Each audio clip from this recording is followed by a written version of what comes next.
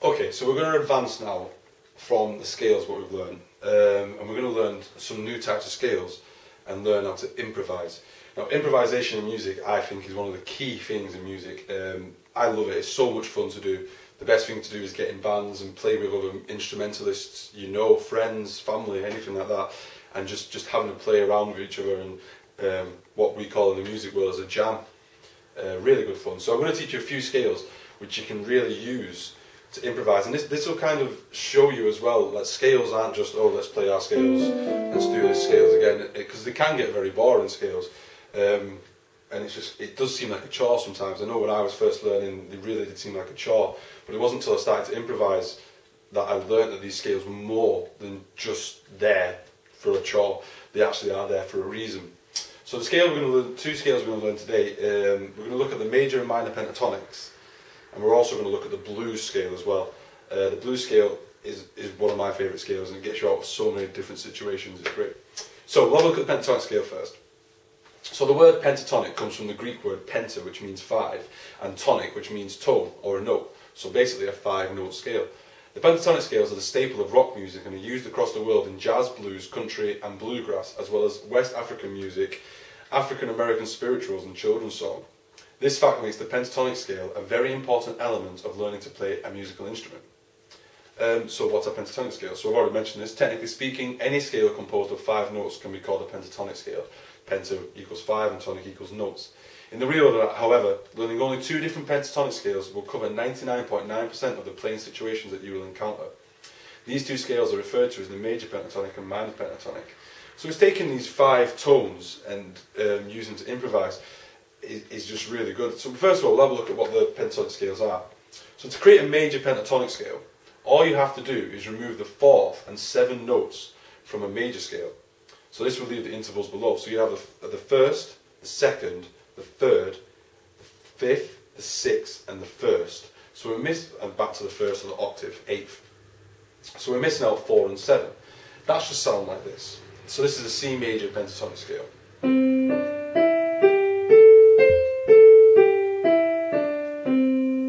Okay, I'll do it one more time.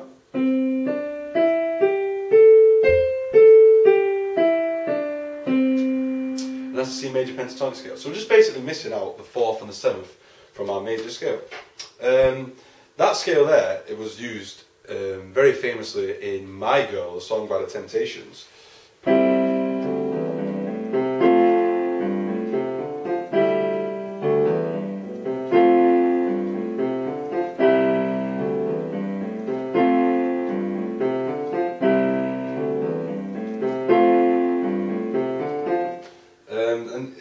That's how I originally started to learn that scale. I learned it from that kind of thing, and every time I wanted to figure out another pentatonic scale on the piano, I had to like go and play that kind of tune as I went. It wasn't until later on where I started to learn about the circle of fifths, and how this can actually help instead of me having to try and play My Girl every time. So that's My Girl, the staple of My Girl. So a good thing we can do with that scale is just start to try and improvise. Just make up some little tunes, maybe just play the root note of the chord down on your left hand for now, and then just making up your own little tunes.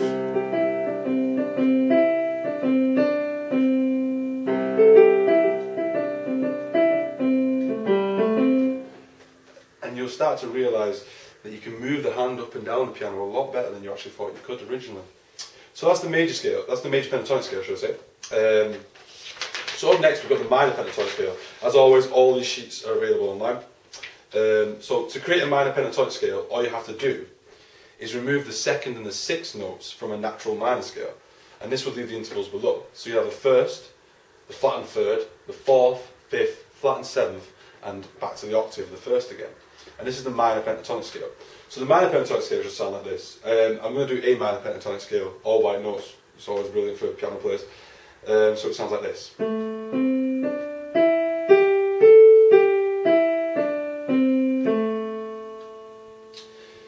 So what you'll notice from that is C major and A minor are in the same key. So C's major is relative minor. And what we're doing there is we're missing out the exact same notes. On the major pentatonic, we're missing out the notes 4th and 7th, which is the F and B. In the minor pentatonic scale, we're missing out the notes 2nd and 6th, which is the B and the F. So it kind of works in the same way, it's just starting from a different place. So there's the minor pentatonic scale again. And what you can do with that is the same again.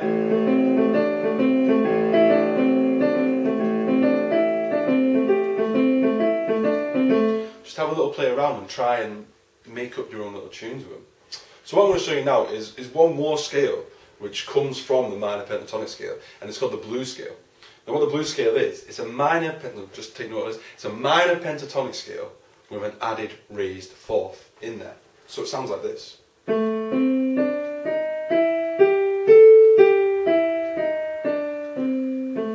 Now you might think that the blues scale is only used in blues music, but that's not the case. It can be used in anything, and it can really help you playing quite a lot if you learn the blues scales in all the different keys. And it can get you out of quite a lot of situations if you ever encounter any problems when playing piano and someone points to you, improvise, and you're kind of like, oh, what do I do? The blues scale can always be a scapegoat for that kind of situation. It doesn't work for everything, but it can work for quite a lot of things. So there's the blues scale again. The reason it's that blues, you've got this blue note in there. So I'm just going to play you now the minor pentatonic, sounds like this. And when we add the blues note in there, we've added an extra note, so it's now a 6-note scale instead.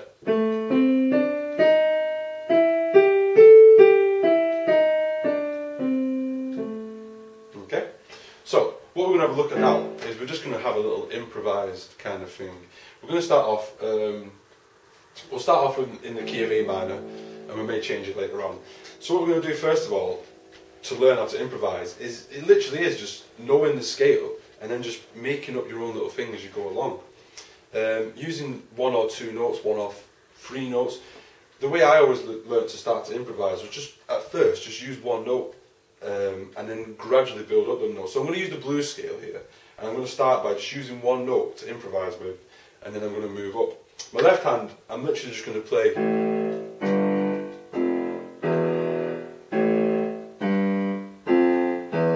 So I'm just going down from A, G, F and E, and in my right hand I'm just using the A minor, well A blues scale should I say. So I'm going to start off using 1 note, then I'm going to bring 2 notes in, 3 notes, and then use the whole scale. I'll show you. So it should sound like this. So 1 note. Important thing to leave gaps.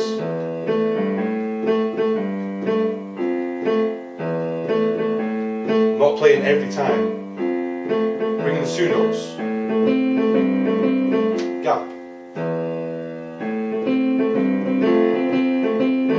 Gap. So leaving them gaps is really important. Okay, bringing 3 notes.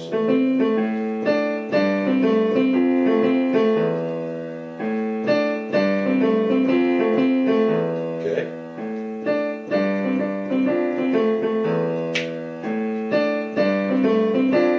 I'm going to bring 4 notes in.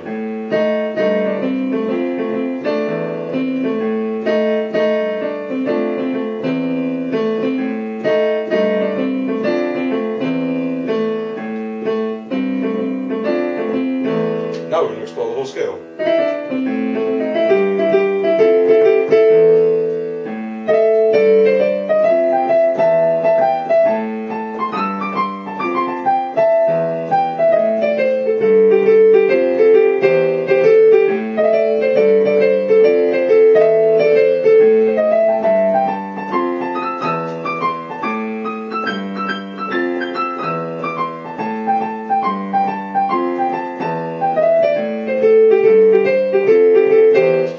It's just knowledge of the scale and just ways of using it, little phrases, and you can hear things all the time.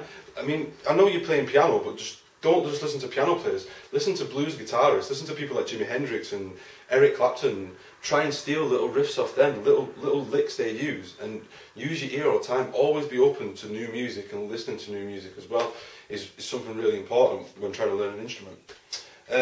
So from that, you can then start a proper traditional blues kind of feel. So in this hand I'm going to start doing a walking bass line, and in this one I'm going to do a nice big improvisation piece, just using the blues scale. blues scale, I'm throwing a few little extras in there as well. Just so listen to the little tricks I'm using. Listen to like the double notes. So I'm always doubling up a note, which adds a lot more depth to it. Things like slides, things like that. Very bluesy. And then just little rundowns as well. Little things like that in there. So just have a listen. So in this hand, all I'm doing is a kind of walking bass line. And this one I'm going to play a few chords and then go into like the blues. Here we go.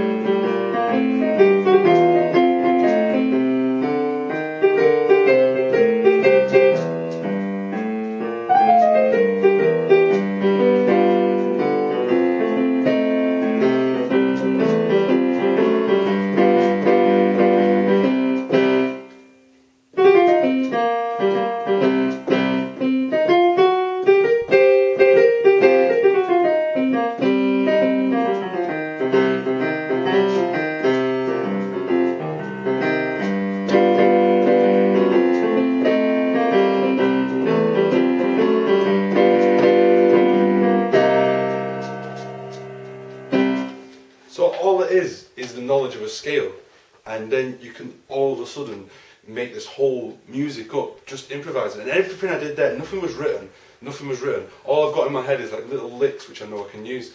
On the sheet where you can get online, you can actually see, I've actually wrote out, now that we know the minor pentatonic scale or major pentatonic scale, try improvising using these chords underneath. So you've actually got the chord numbers there that you can start improvising with. So first of all, just start with your right hand.